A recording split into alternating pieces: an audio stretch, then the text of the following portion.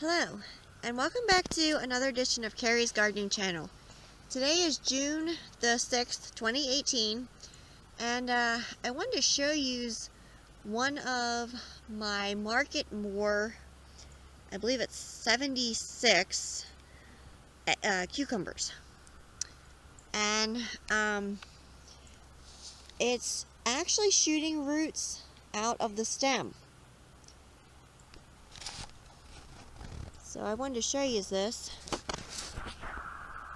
So I could actually, which I will do when the soil dries out a little bit and warms up, because we were having that issue with the dampening off disease causing stem rot, and I did a video on it. It's on my channel, how to prevent it, and I'll be putting more soil around here so that these roots can grow out, because that's actually what it's doing. It's producing roots. So I just wanted to show you that real quick. So if you like my video, please like, comment, subscribe. If you have any questions, you can leave them below and I'll try and answer them for you.